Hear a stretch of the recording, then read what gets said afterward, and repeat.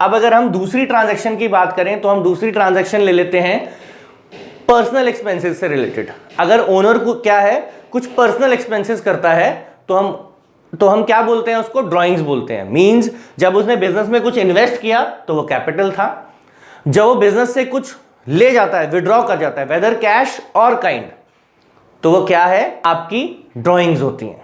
तो हम एक ले लेते हैं, Ram withdrew for daughters marriage ₹4,000, Ram did some personal work for 4,000, Ram gave his friend some money 4,000 for personal work.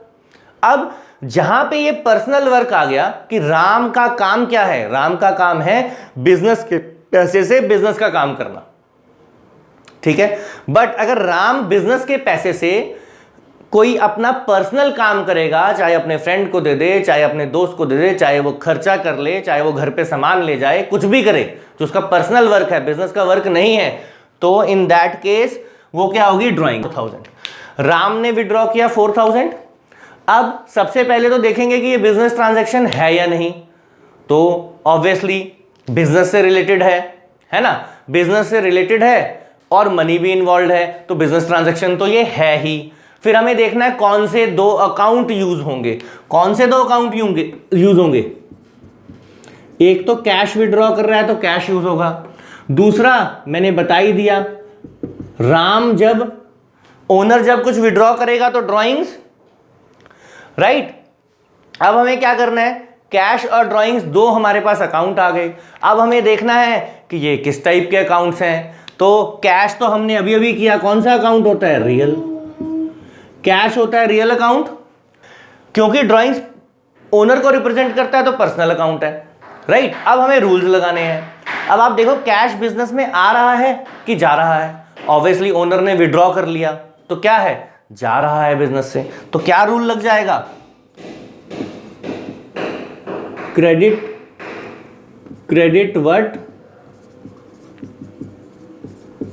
Goes out. और यहां पे क्या लगेगा, पर्सनल अकाउंट है, तो ओनर बिजनेस के लिए गिवर है या रिसीवर, ये देखना पड़ेगा। क्यों ऐसा देखना पड़ेगा, क्योंकि भैया इसका रूल क्या होता है पर्सनल अकाउंट का, debit the receiver credit the giver. तो हमें ये देखना पड़ेगा अब कि ओनर ने बिजनेस को कुछ दिया है, जैसे यहां पे कुछ दिया था तो पर्सनल अकाउंट था, क्रेडिट द गिवर लगा दिया। यहां पे बिजनेस से कुछ ले जा रहा है, बिजनेस से ले जा रहा है तो वो रिसीव कर रहा है, रिसीव कर रहा है तो क्या हो गया, debit the receiver, debit the receiver.